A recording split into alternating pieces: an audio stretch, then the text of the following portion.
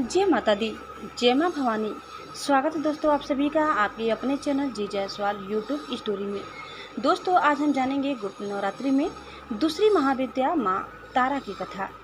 आइए जानते हैं एक पौराणिक कथा माँ तारा की उत्पत्ति कैसे हुई। गुप्त नवरात्रि का दूसरा दिन माँ तारा देवी को समर्पित है। माना जाता है कि उनकी पूजा करने से सारे कष्ट मिट जाते हैं। महाविद्या माँ तारा देवी के भी 3 रूप हैं, उग्र तारा, एक जटा और नील सरस। आइए जानते हैं माँ तारा देवी उत्पत्ति कैसे हुई और उनकी संपूर्ण कथा के बारे में। गुप्त नवरात्रि के दूसरे दिन महाविद्या माँ तारा देवी की पूजा अर्चना की जाती है। माँ तारा देवी को शमशान की देवी कहा जाता है। साथ ही यह भी माना जाता है कि वह मुक्ति देने वाली देवी है। बौद्ध धर्म में भी माँ तारा की पूजा अर्चना को बहुत महत्व दिया जाता है। मान्यता है कि भगवान बुद्ध ने भी माँ तारा की आराधना की थी और यही नहीं, गुरु वशिष्ठ जी ने भी पूर्णता प्राप्त करने के लिए माँ तारा की आराधना की थी। पौराणिक कथाओं के अनुसार माँ तारा देवी की उत्पत्ति उस समय हुई थी जब समुद्र मंथन से जब विष निकला तो उसे भगवान शिव ने ग्रहण किया था। विष ग्रहण करने के बाद भगवान शिव के शरीर में अत्यधिक जलन और पीड़ा होने लगी थी। भगवान शिव को पीड़ा से मुक्त करने के लिए माँ काली ने दूसरा स्वरूप धारण किया और भगवान शिव को स्तनपान कराया, जिसके बाद उनके शरीर की जलन शांत हुई थी। माँ तारा देवी माँ काली का ही दूसरा स्वरूप है।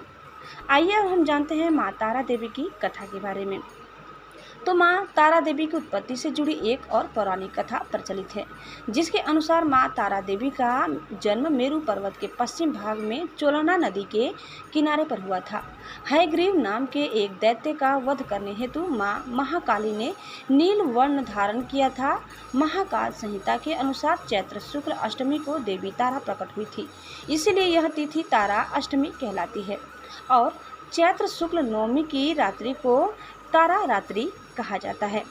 ऐसी मान्यता है कि भगवान शिव जी ने माँ पार्वती को बताया कि आदिकाल में आपने भयंकर मुख वाले रावण का विनाश किया, तब से आपका वह स्वरूप तारा नाम से जाना जाता है। उस समय सभी देवताओं ने आपकी स्तुति की थी। आप अपने हाथों में खड़ग, नरमुंड, वार तथा अभय मुद्रा धारण की हुई थी। मुख से चंचल जीवा बाहर कर आपने भयंकर रूप धारण किया था। आपका वह विकराल रूप देख सभी देवता भयभीत होकर कांप रहे थे।